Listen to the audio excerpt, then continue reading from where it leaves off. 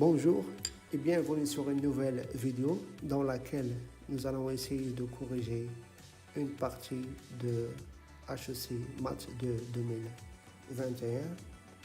On aura besoin de ces notions durant cette partie-là. F, c'est l'espace des fonctions polynomiales à coefficient réel. Et on notera dans la suite FR, c'est le sous-espace vectoriel des fonctions polynomiales à coefficient réel de degré inférieur ou égal à R.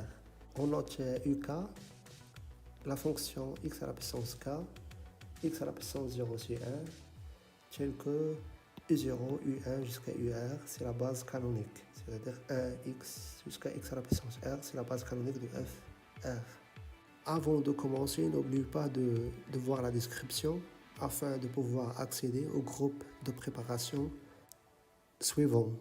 Voici la première question dans cette épreuve où on se donne un entier R naturel et on considère une famille de fonctions polynomiales Q0 jusqu'à QR, sachant que le degré de Q0 c'est D0, le degré de Q1 c'est D1 et D0 inférieur à D1, inférieur à D2, ainsi de suite, inférieur strictement à DR.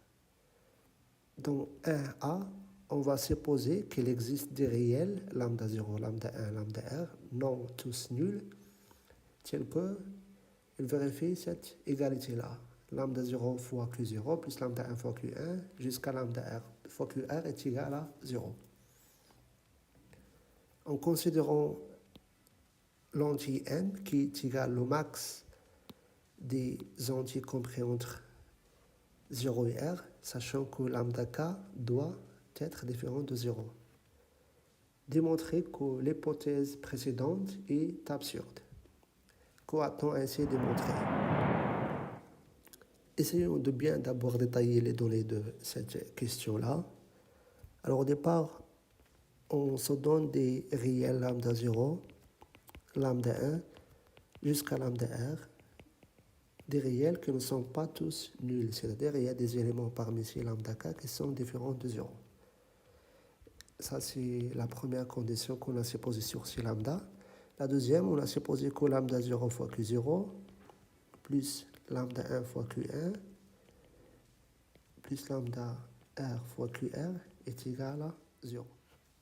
Et elle nous demande de considérer dans cette question-là l'entier M qui est le max des K compris entre 0 et R, le plus grand K, sachant que lambda K est différent de 0. Par exemple, si lambda 0 est égal à 1, lambda 2 est égal à 0, lambda 3 est égal à 5,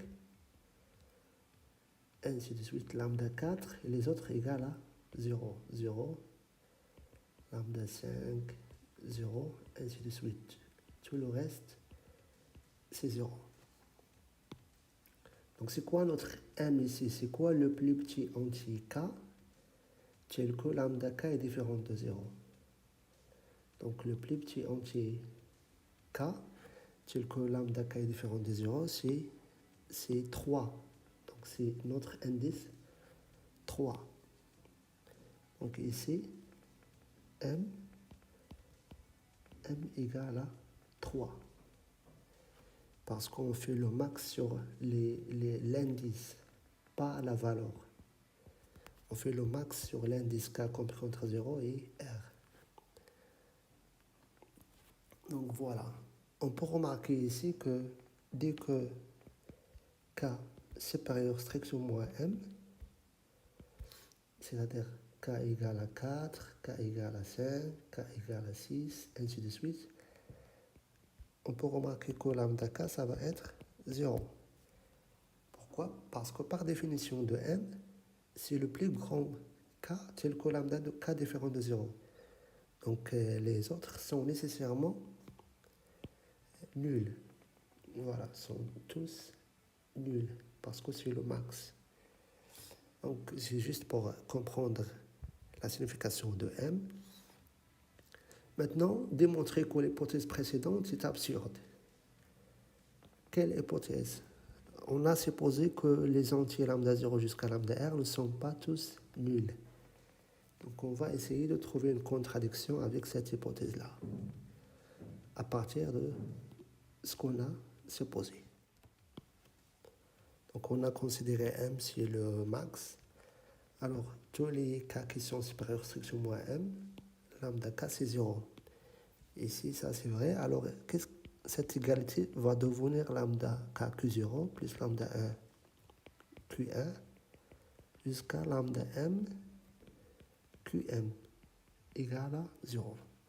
Pourquoi? Parce que lambda, tous les autres lambda qui sont supérieurs à m sont nuls.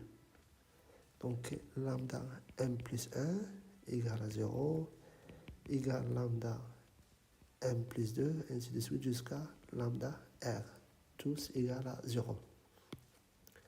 Donc cette partie-là va disparaître parce que c'est juste des polynômes fois 0, donc il va rester seulement cette partie-là. On a aussi dans les données Q0 est un polynôme de degré D0, Q1 de degré D1, sachant que D0 est inférieur à D1, inférieur à D2, ainsi de suite Qm est de degré Dm. Et comme Qm est un polynôme de degré Dm, alors elle va s'écrire sous la forme A0 fois 1 plus A1 fois x, ainsi de suite jusqu'à A dm, x à la puissance dm. C'est le degré de ce polynôme. Puisque c'est le degré, il est de degré dm, donc ce coefficient-là est nécessairement différent de 0. J'ai bien dit que les autres polynômes sont de degré strictement inférieur à d de m. D'après les données, on a d de i est inférieur à d de m, quel que soit i, inférieur strictement à m. Donc, dans cette égalité-là, le coefficient du monôme x à la puissance dm, c'est quoi?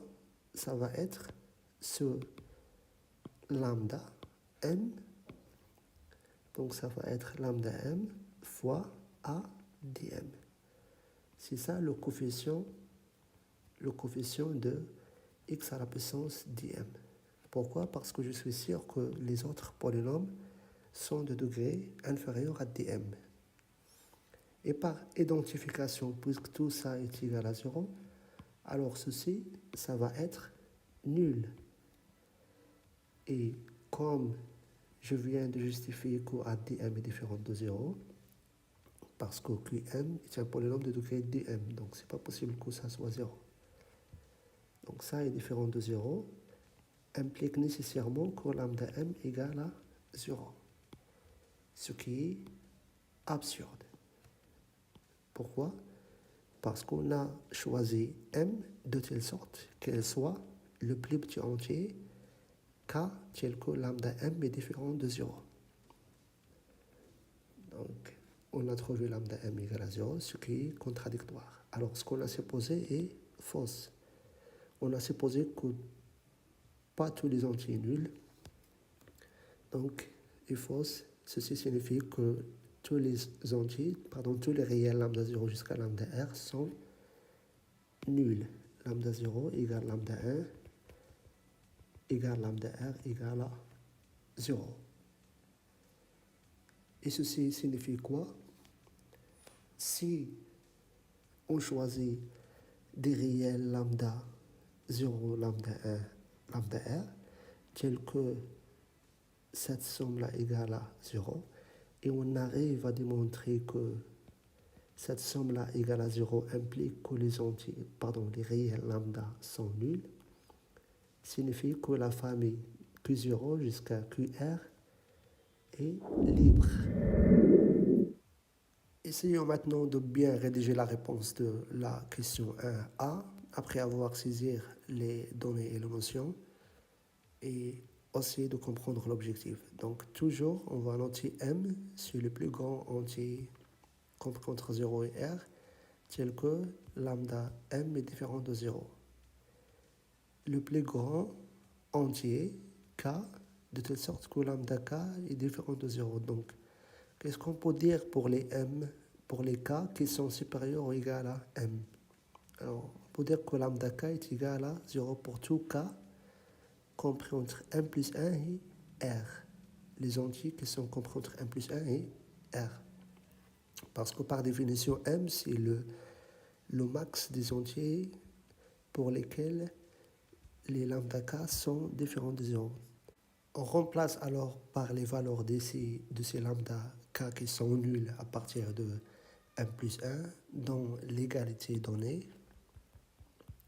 Notre égalité lambda 0 fois q0 plus lambda 1 fois q1 jusqu'à. Alors cette égalité va devenir lambda 0 q0 jusqu'à lambda m qm.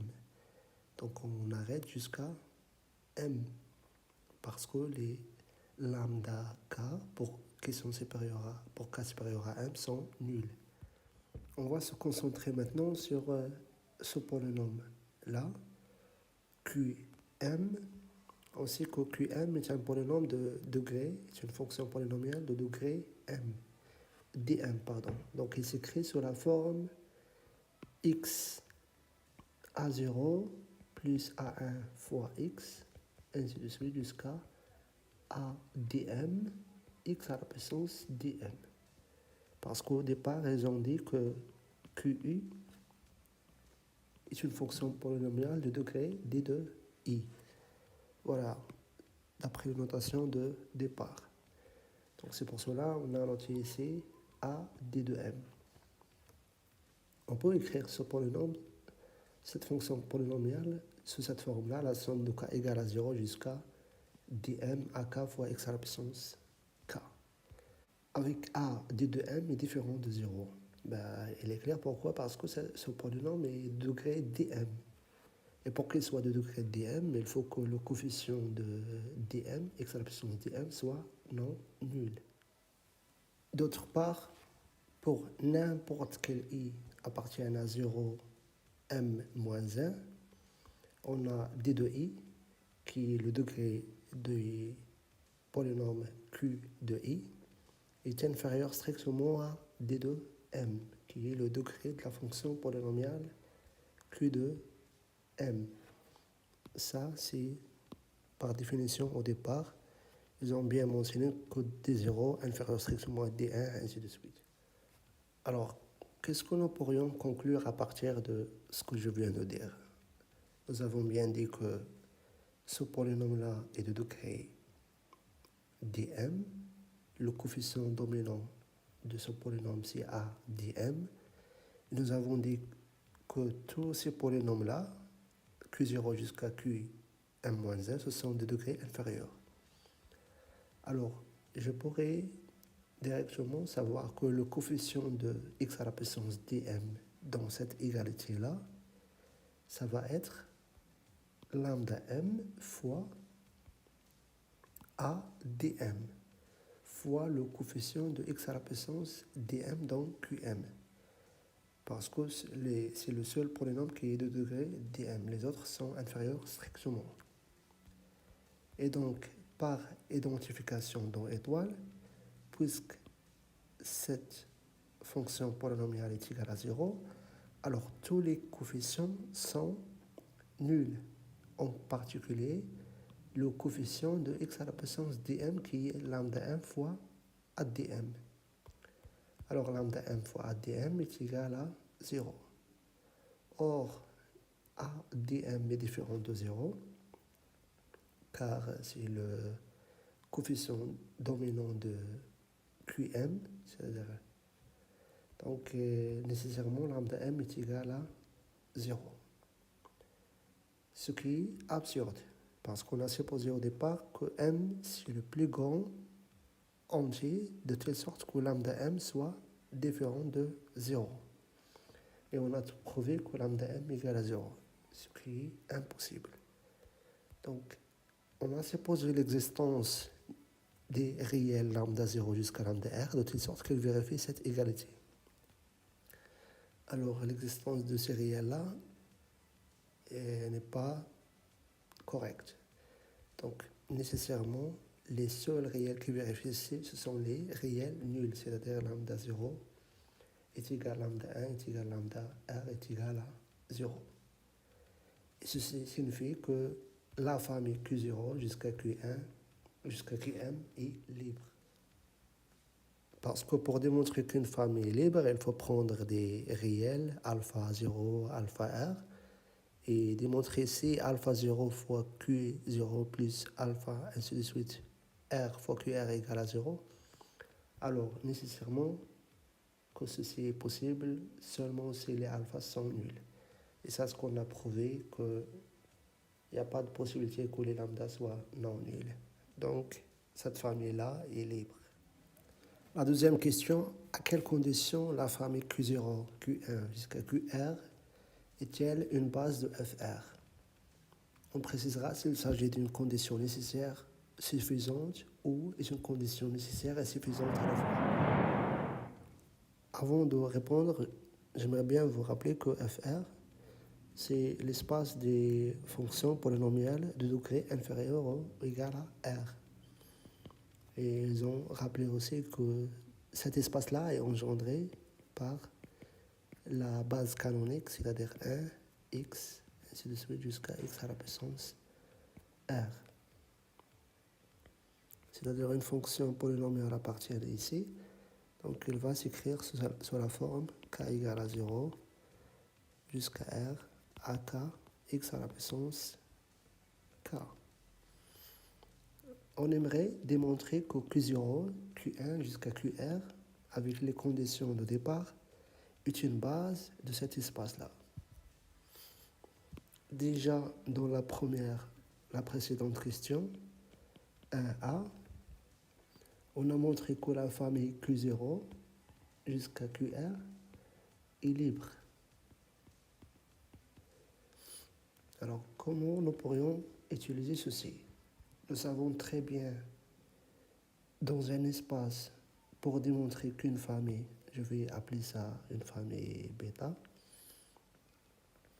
dans un espace de dimension finie, pour démontrer que bêta est une base, équivaut à ce que cardinal de bêta est égal à la dimension de notre espace FR. La dimension, c'est-à-dire le nombre d'éléments d'une base. Ici, on a combien d'éléments? 1, 2 jusqu'à R. Donc, il y a R plus 1 élément. Et les éléments de bêta, c'est aussi R plus 1. Mais est-ce que ça, c'est la seule condition? Il faut que bêta soit libre. S'il est libre et il est de cardinal, le nombre d'éléments de cette famille est égal à la dimension, alors est une base. On a le choix entre libre et génératrice. Généralement, on démontre qu'elle est libre. Donc déjà, ces conditions-là sont bien vérifiées. On a cette famille-là est libre, mais est-ce que bêta est inclus dans f de R? Est-ce que les éléments Q0, QR, ce sont des fonctions polynomiales de degré O plus R? Ben, nous savons très bien que celui-là est de degré dr. Donc pour qu'il soit dans FR, il faut que le degré soit inférieur ou égal à R. Alors c'est ça la condition nécessaire et suffisante pour que bêta soit une base de FR. Je vais maintenant écrire correctement la réponse. Premièrement, nous savons très bien que la dimension de FR, c'est R plus 1. Deuxièmement, cardinal de la famille Q0 jusqu'à QR, c'est R plus 1 élément. Parce qu'on a ici R et on commence le calcul par 0. Troisièmement, bêta est une famille libre, d'après la dernière question. Donc, il reste une seule condition pour que cette famille-là, bêta, soit une base de FR. C'est il faut qu'elle soit inclue dans FR, tout simplement. Et pour cela, nous avons besoin que tous les polynômes soient de degré inférieur ou égal à R. En particulier, le polynôme QR, parce que ce polynôme qui a le plus grand degré. Démontrons alors que cette condition-là est une condition nécessaire et suffisante. Premièrement, si D de R est inférieur à R, est-ce que c'est une condition nécessaire, suffisante? Alors, dans ce cas, on a Q de I appartient à F de R, quel que soit I appartient à 0, R. Parce que, tout simplement, tous les autres polynômes, Q0, Q1, ainsi de suite, ce sont de degrés inférieurs ou égal à degré de Q de R, par définition de cette famille-là.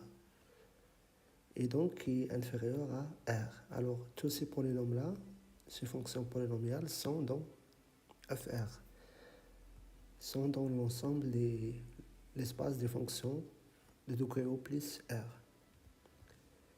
Et donc, par 1 et 2 et 3, puisque la dimension de l'espace égale la cardinale de cette famille, et cette famille est libre, on pourra déduire directement que c'est une base de FR. Réciproquement, maintenant, on va supposer que vraiment bêta est une base de FR et essayons de démontrer que D de R est inférieur ou égal à R. Bon, puisque c'est une base, alors nécessairement il est inclus dans FR. Et s'il est inclus dans FR, alors tous les éléments de bêta sont dans FR. C'est-à-dire, quel que soit I appartiennent à 0, R, degré de Q de I, qui est égal à D de I, est inférieur à R, en particulier pour D de R, inférieur ou égal à R.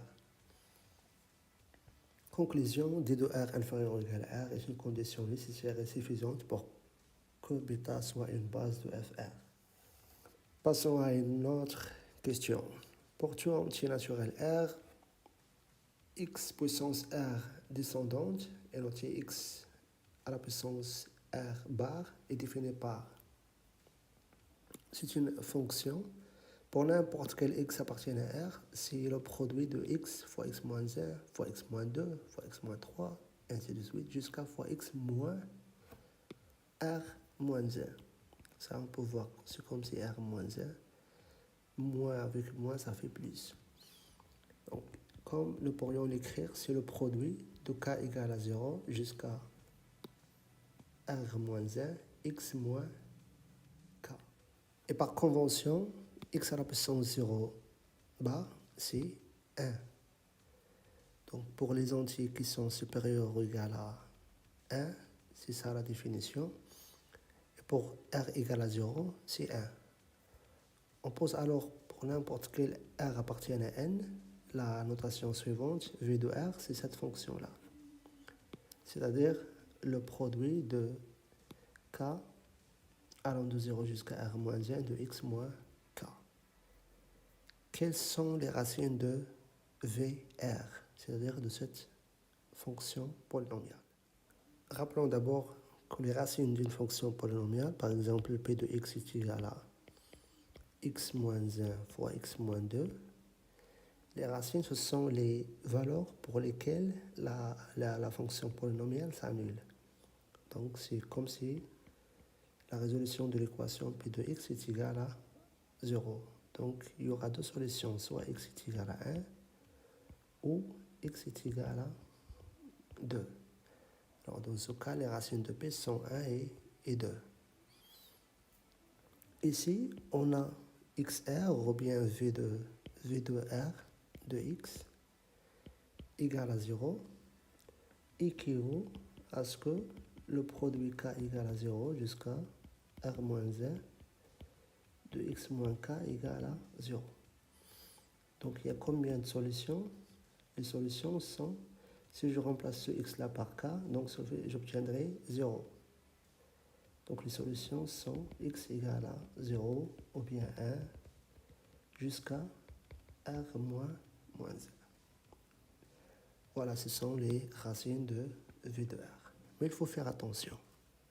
Ça seulement lorsque r supérieur ou égal à 1.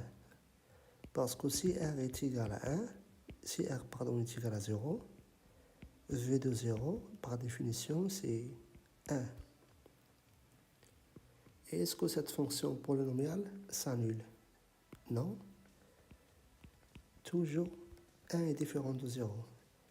Donc v0 n'a pas de racine.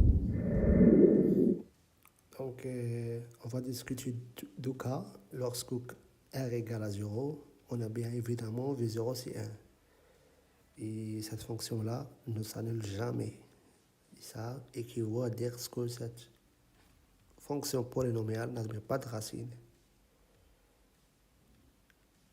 Deuxième cas, lorsque r supérieur ou égal à 1, v de r de x est égal à 0, équivaut à ce que le produit de k égale à 0 jusqu'à r moins 1, x moins k égale à 0. On sait que le produit de polynôme est égal à 0, si seulement si au moins l'un des deux est égal à 0. Ce qui équivaut à x appartient à 0, r moins 1, c'est-à-dire 0, 1, 2 jusqu'à r moins 1. Voilà, on a trouvé l'ensemble des solutions de cette équation-là.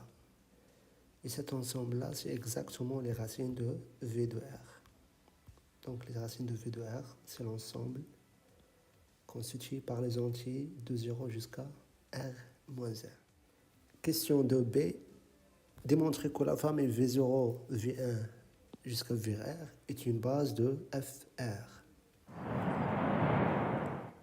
Afin de démontrer que cette famille-là est une base de fr, nous devrions démontrer qu'elle est libre, mais ça prendrait beaucoup d'énergie et de temps.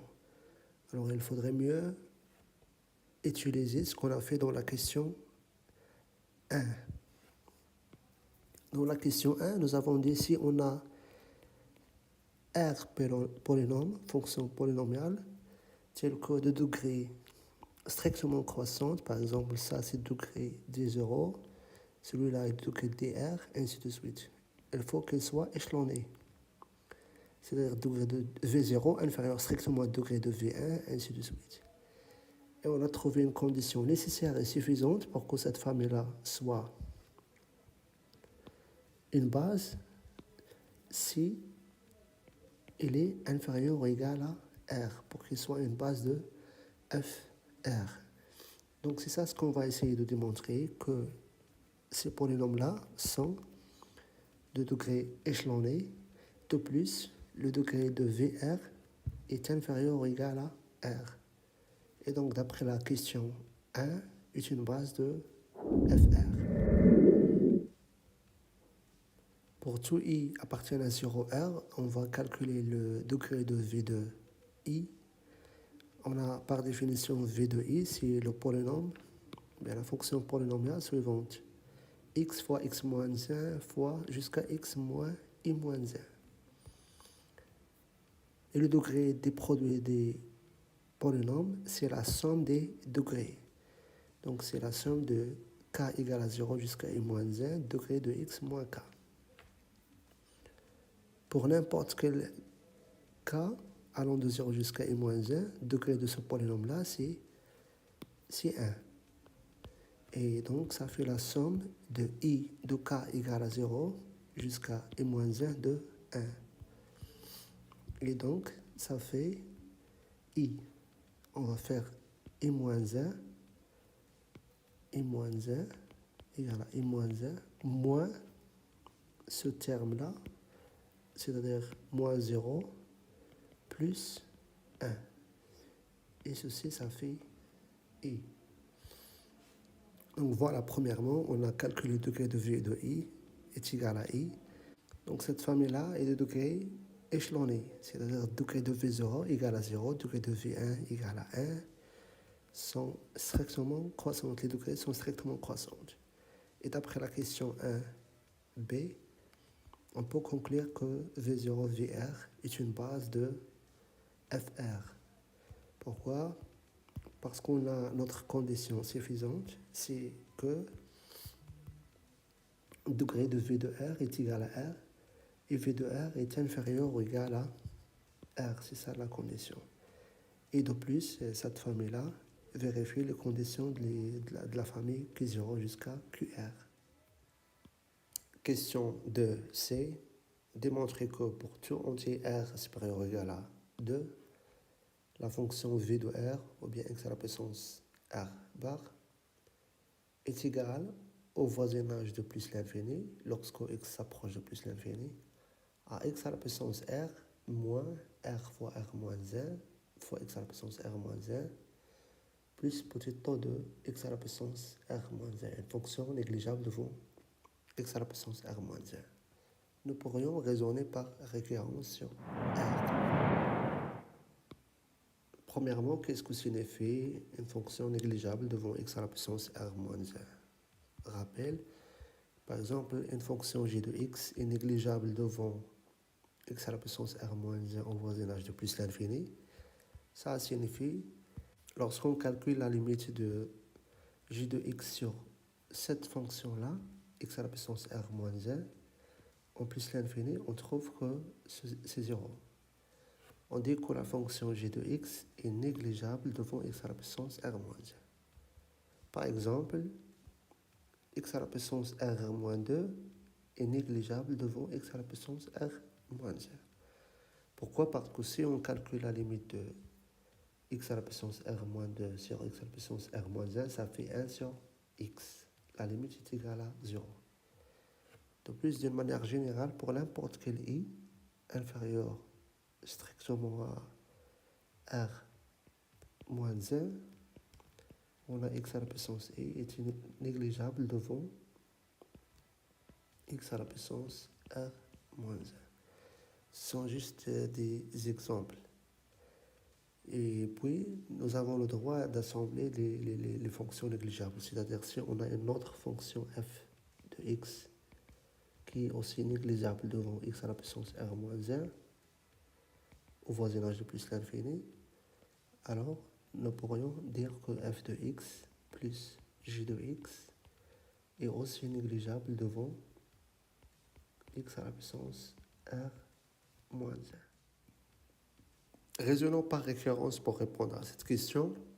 D'abord, l'initialisation pour r est égal à 2. Par définition, x à la puissance 2 bar, c'est x fois x moins 1.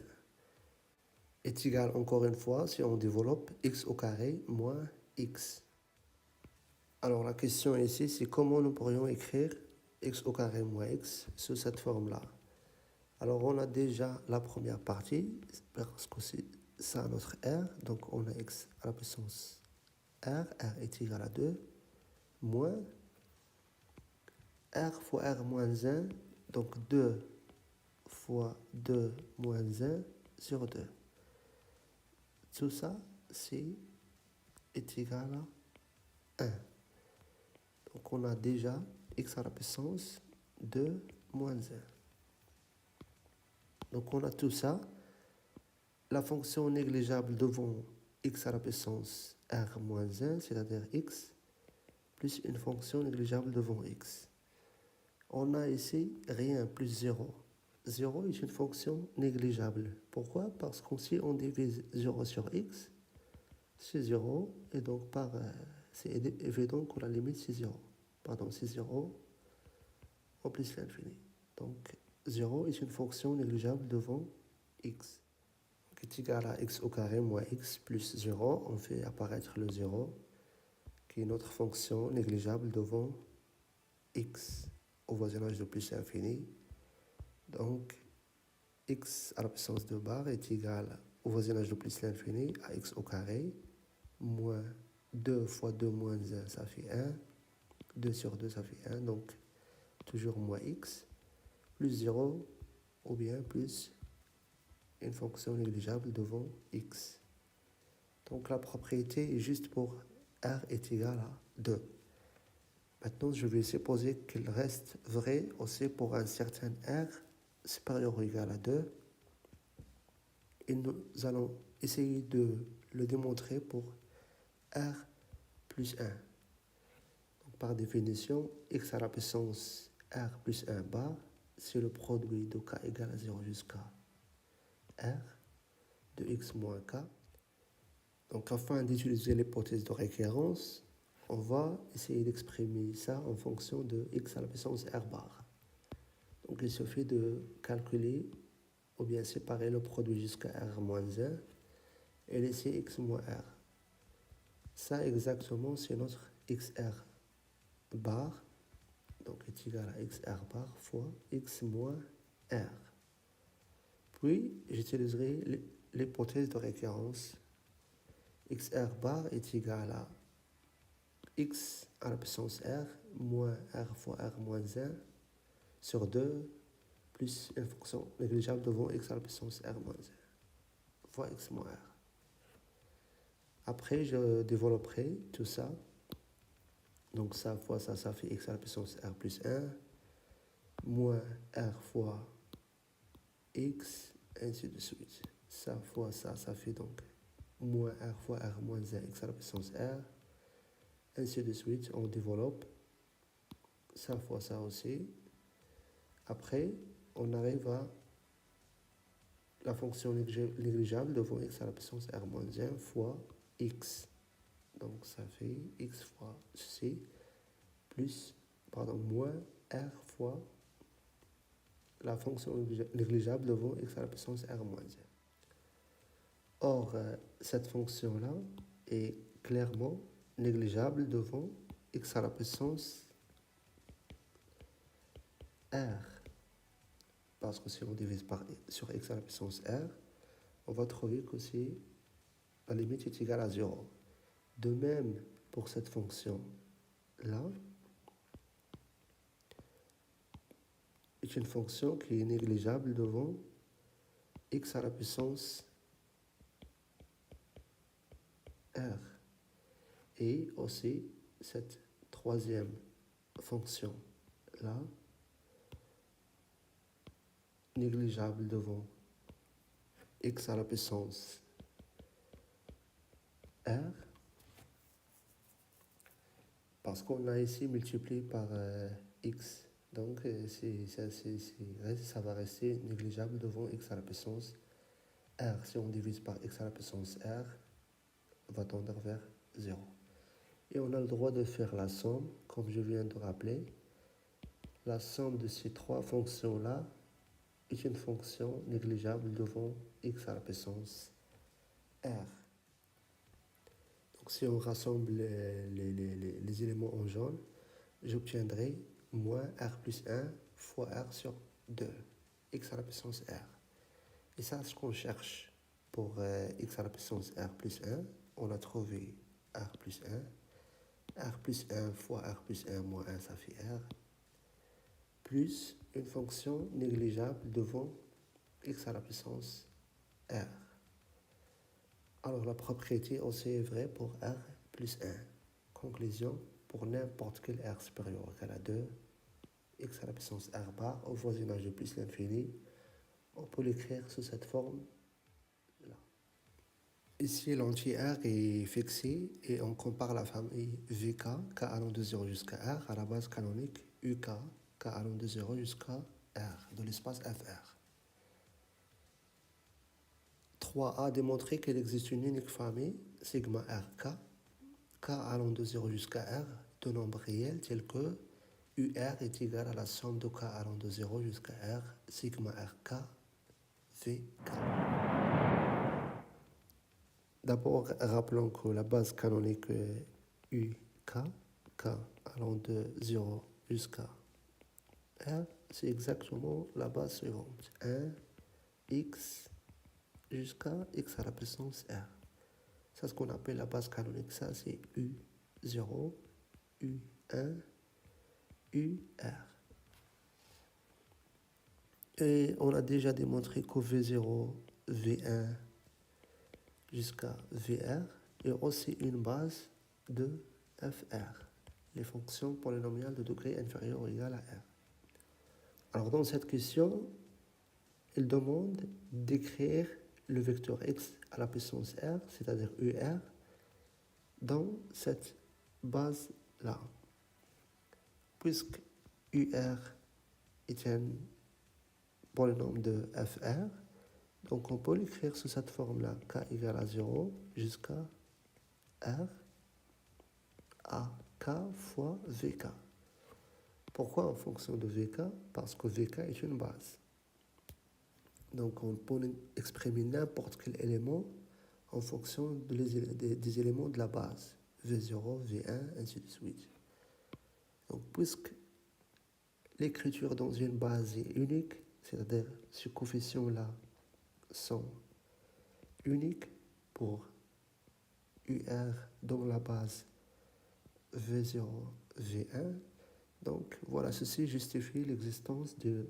On va noter ces éléments-là, sigma, R, K.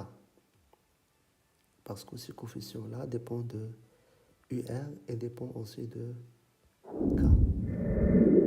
Fixons un R supérieur strictement à 1.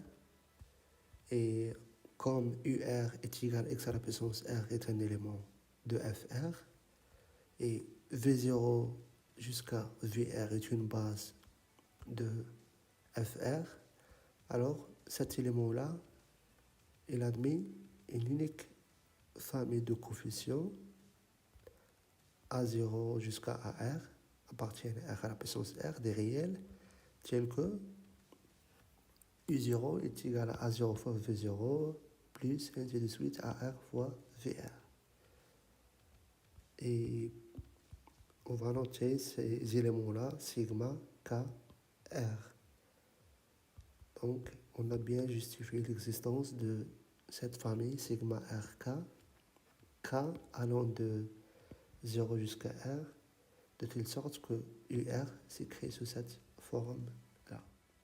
Dans cette prochaine question, on va essayer d'établir les 4 relations suivantes.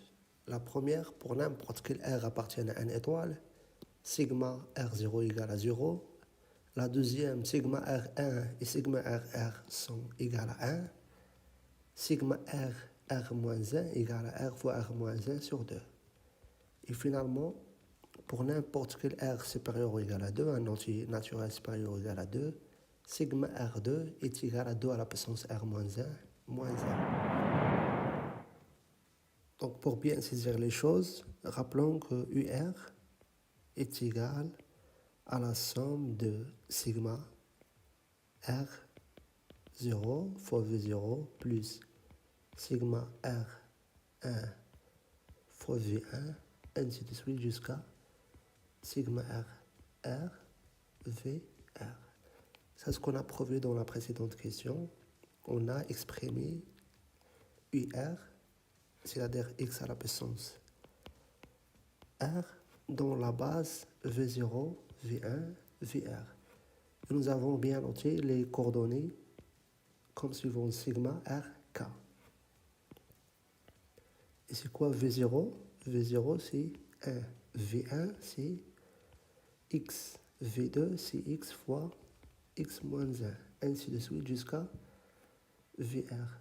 C'est le produit de k égale à 0 jusqu'à r moins 1, x moins k. Donc premièrement, on demande de montrer que sigma r 0 égale à 0. C'est-à-dire, on va essayer de démontrer que ça égale à 0. Donc il faut bien choisir une valeur de notre x pour qu'il reste seulement sigma R0, cette coefficient-là. On remarque bien que ici V1, il y a x.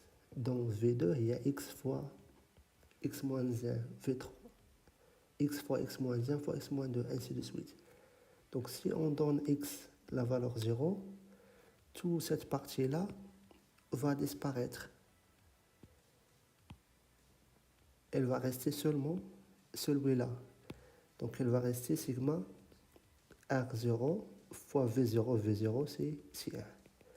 Et si on remplace dans l'autre côté ici x par 0, j'obtiendrai 0. Voilà, comme ça on a prouvé que sigma R0 égale à. De même pour la deuxième, c'est-à-dire pour démontrer, pour calculer sigma R1, donc il suffit de bien choisir x.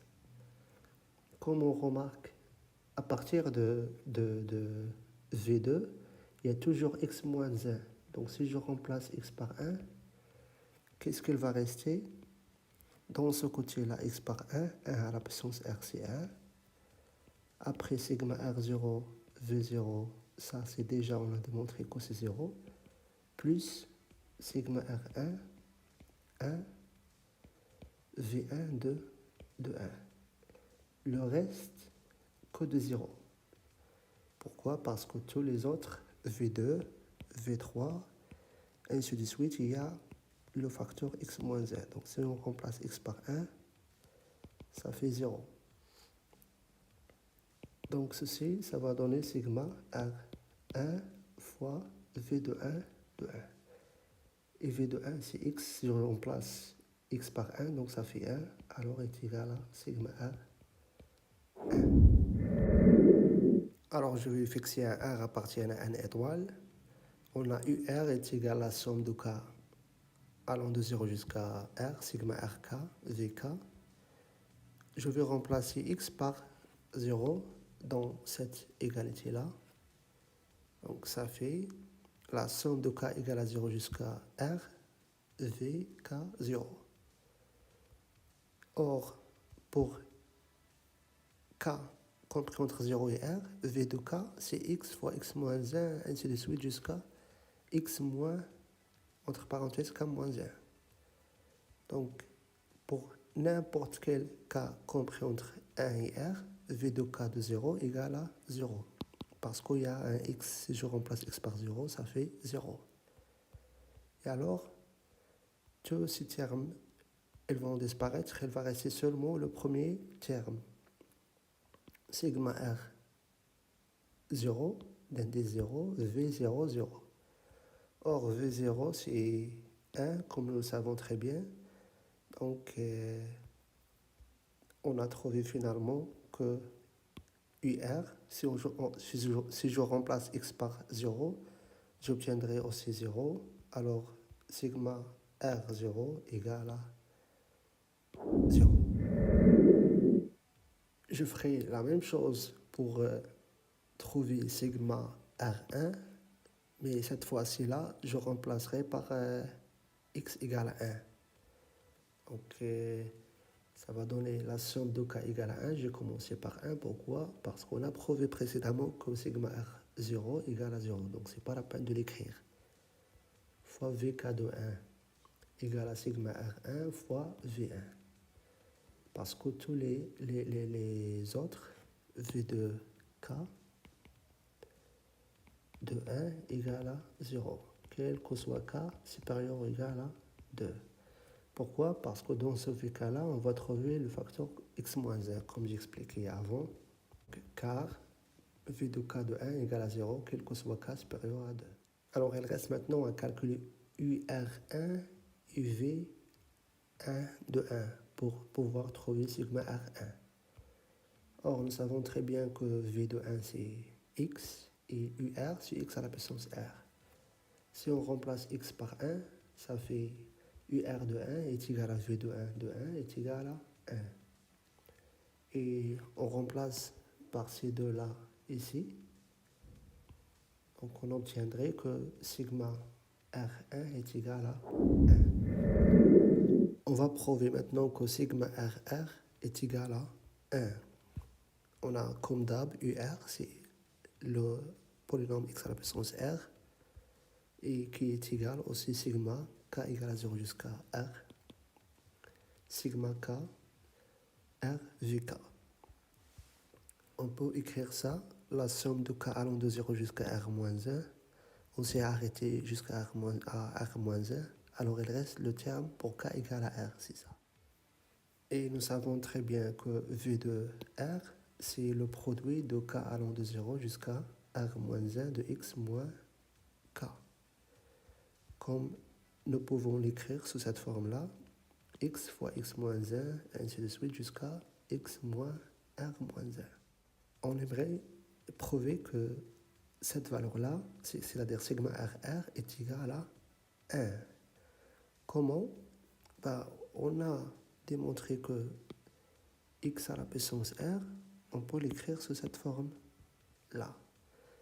Alors nous pourrions utiliser l'identification. Le coefficient de x à la puissance R dans l'expression étoile, c'est-à-dire dans cette expression-là, c'est sigma RR. Pourquoi? Si on multiplie x fois x fois x fois x, combien de fois? R fois, parce qu'on commence 0, 1 jusqu'à R moins 1 fois. R moins 1 moins 0 plus 1, ça fait R fois sigma RR.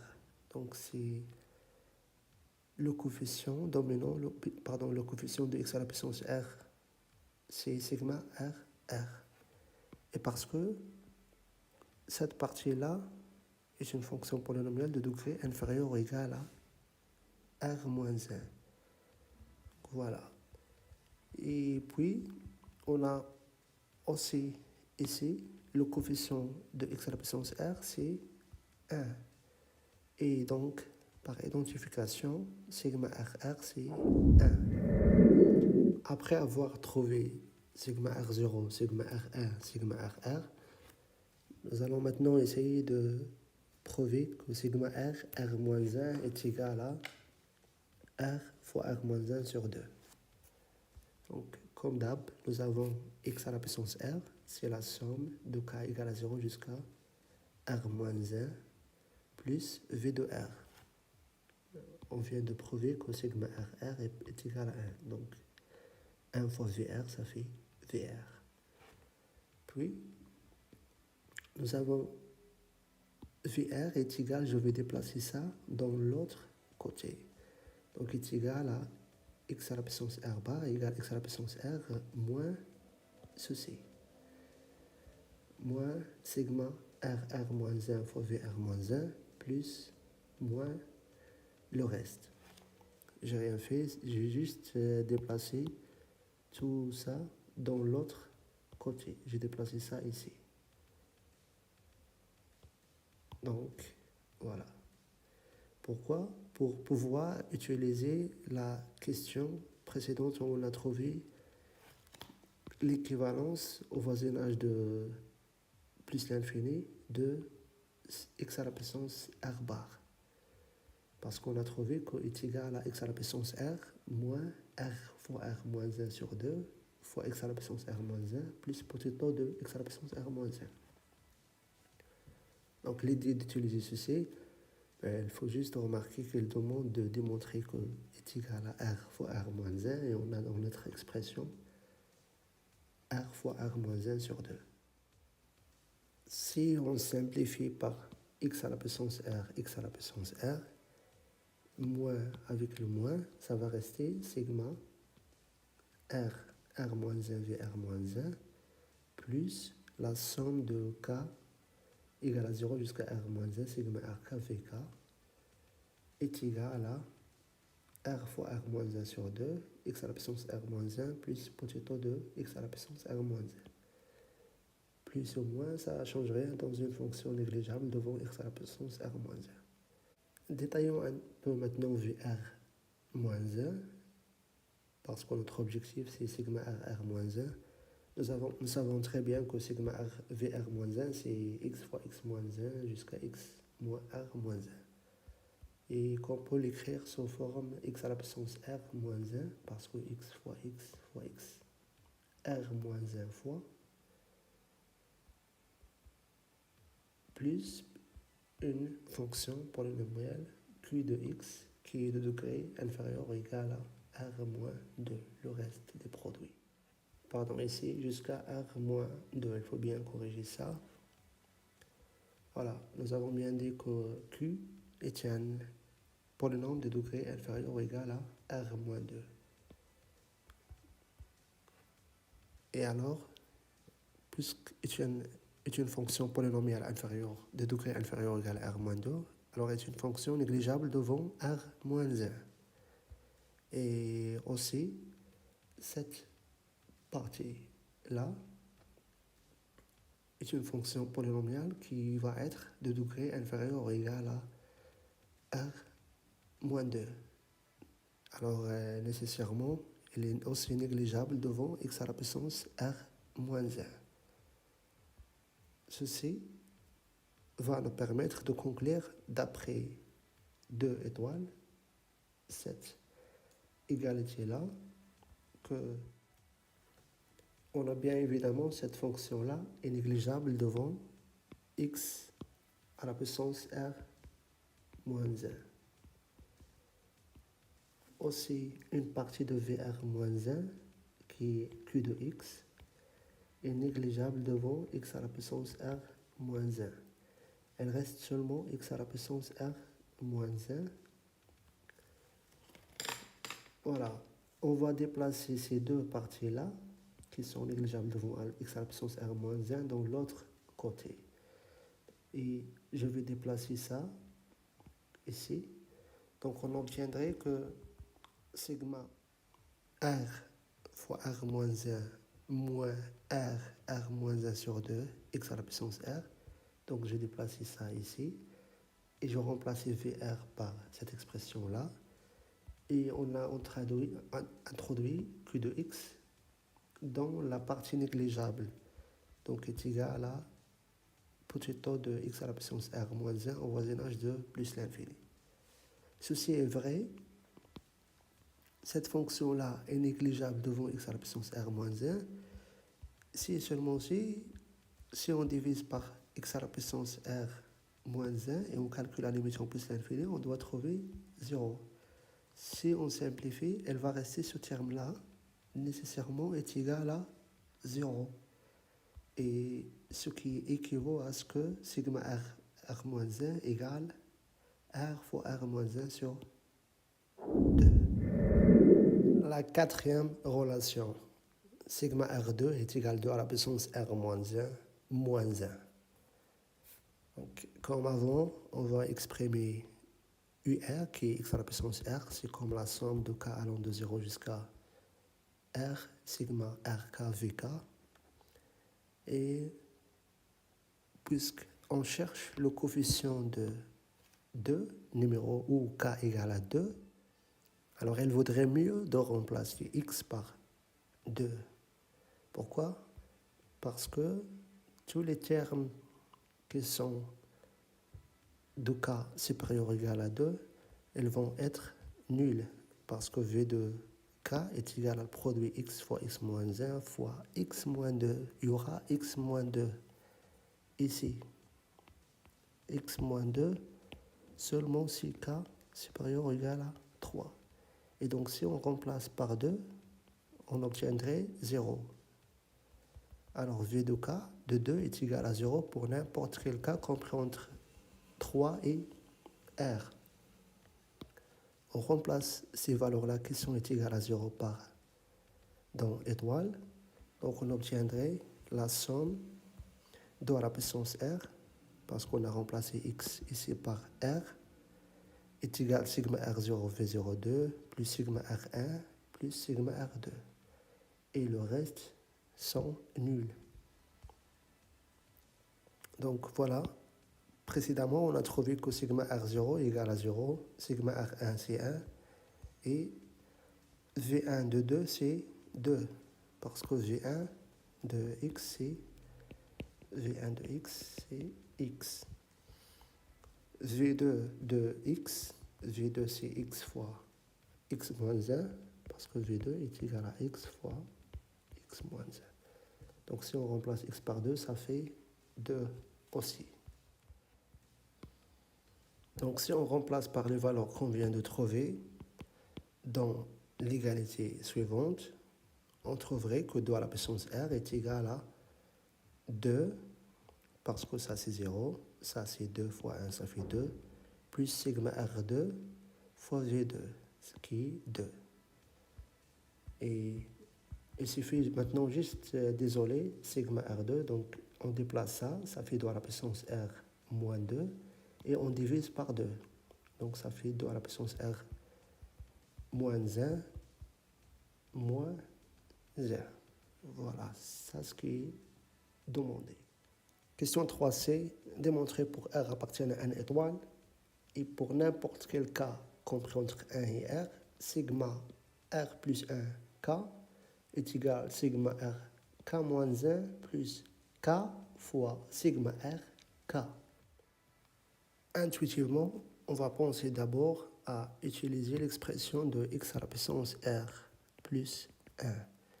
C'est la somme de K égale à 0 jusqu'à R plus 1, sigma R plus 1, K, V de K.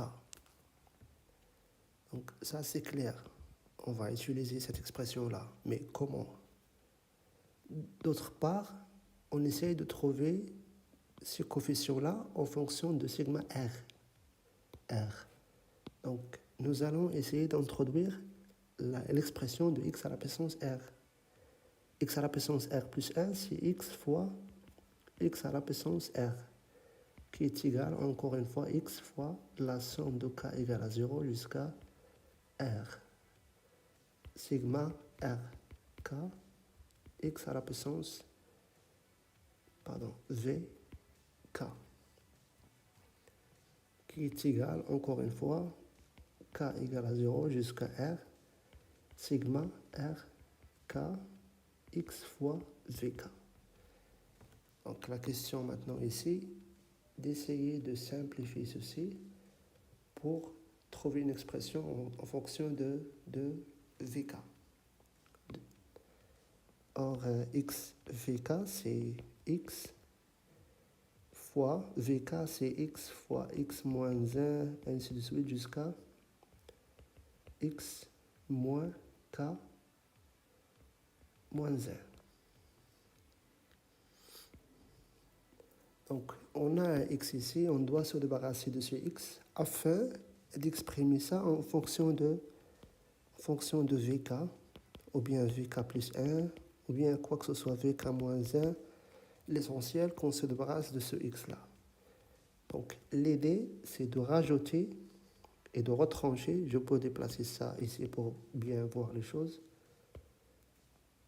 Donc, je recopie la même chose ici. Je vais rajouter K et retrancher K. Parce que si on fait maintenant le produit jusqu'à ici, fois ça, ça va me donner V K plus 1. Donc x fois x moins 1, ainsi de suite jusqu'à x moins k, plus le produit fois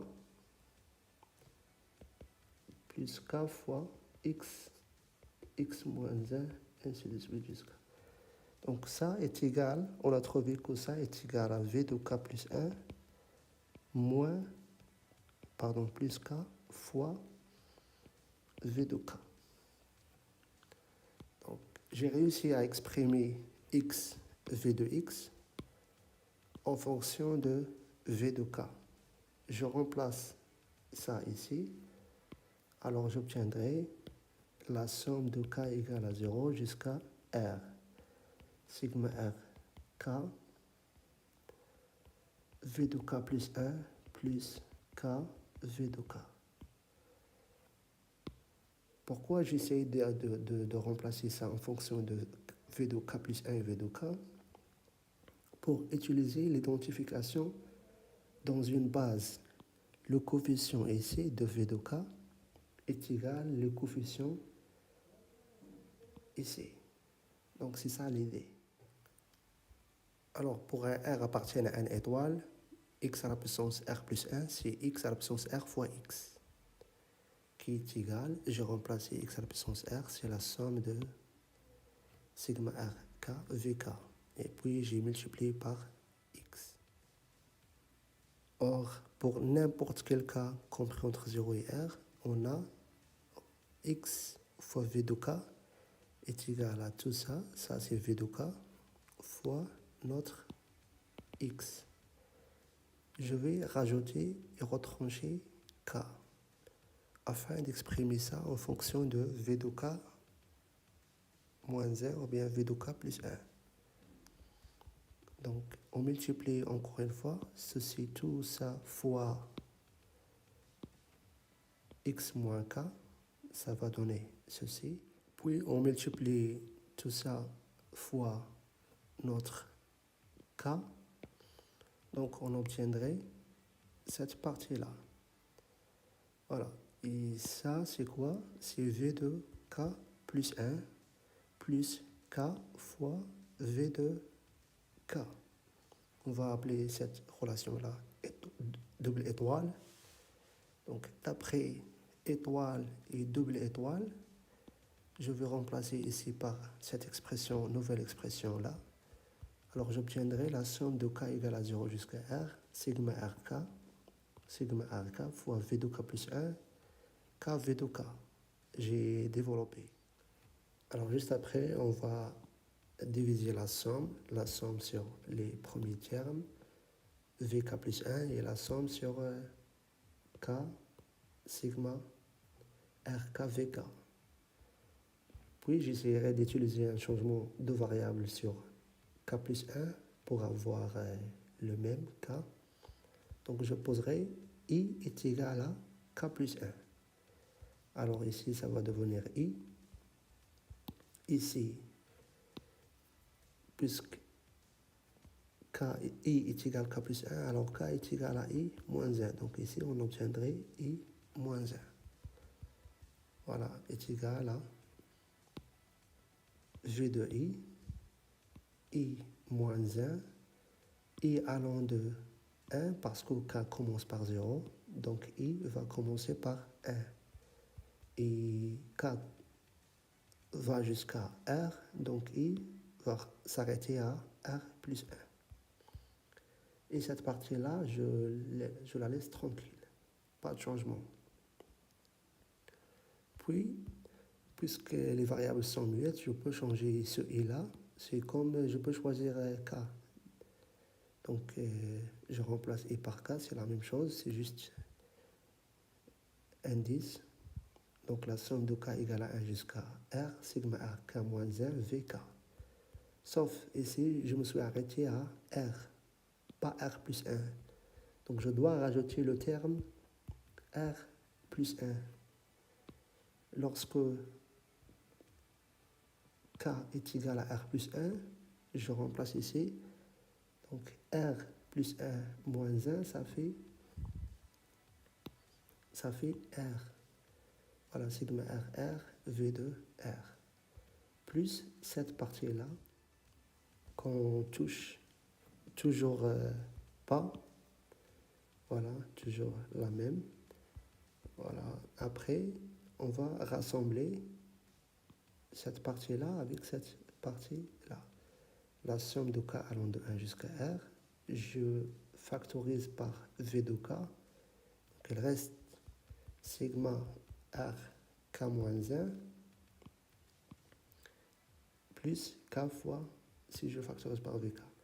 Et bien sûr, n'oublions pas de rajouter vers la fin ce terme-là. Ceci, tout ça est égal x à la puissance r plus 1, c'est ça, rappelez-vous. Et notre expression de x à la puissance r plus 1, on peut l'écrire, c'est la somme de sigma r plus 1, k, v, k, bien sûr, par définition. Et alors, par identification, donc, puisque v0 jusqu'à vr plus 1, on a trouvé deux expressions de x à la puissance r dans la base v0, vr plus 1. Et on sait que les coordonnées dans une base sont uniques.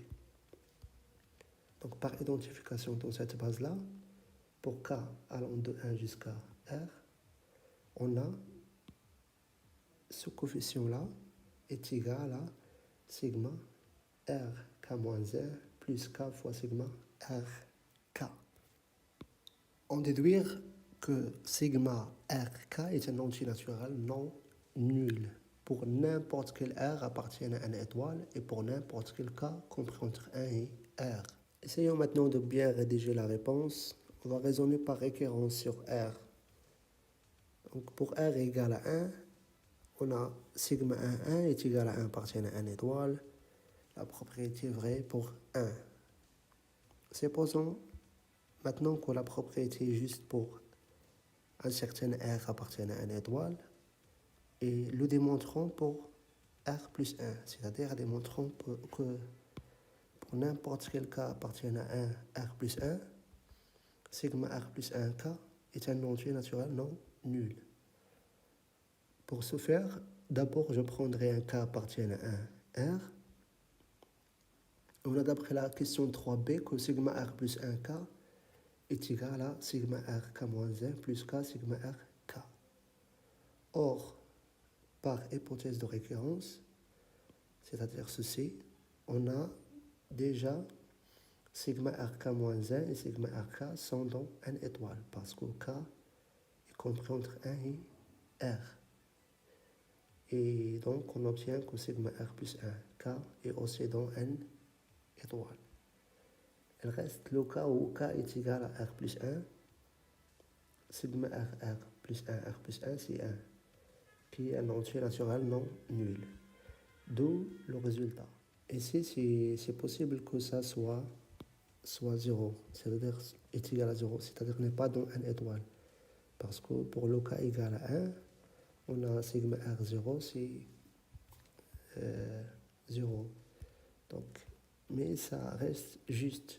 On a besoin seulement de celui-là qui soit dans une étoile. Parce que K appartient à une étoile et celui-là aussi appartient à une étoile.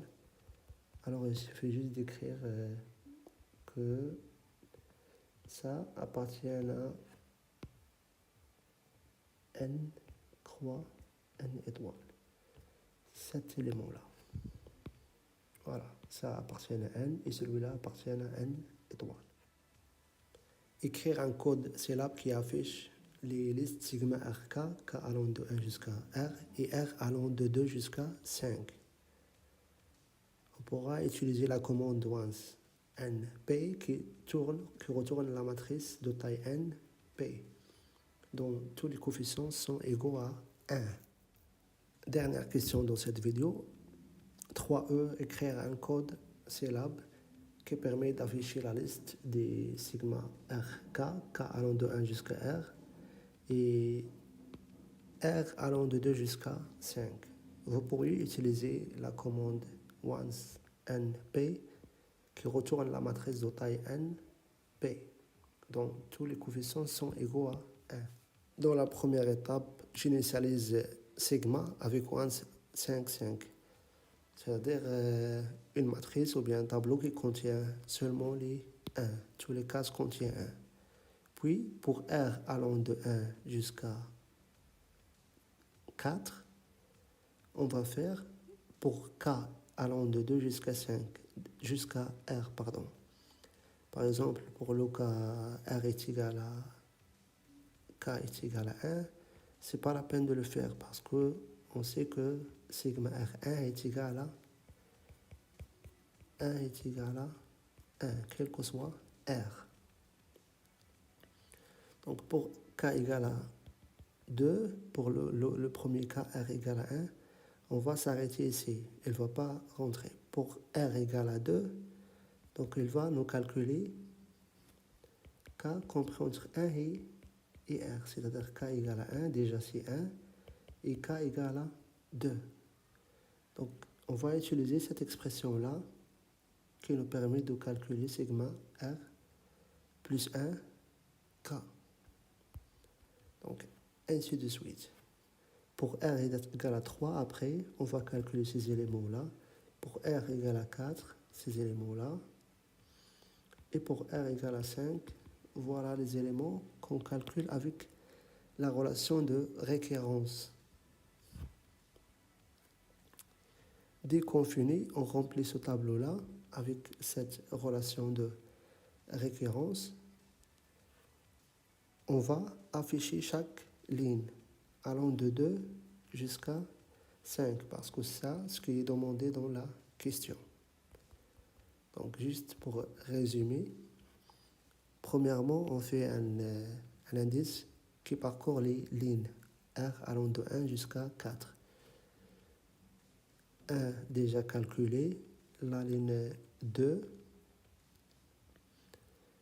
puis la ligne, pour calculer la ligne 1 par exemple, on va calculer R plus 1, c'est-à-dire la ligne 2.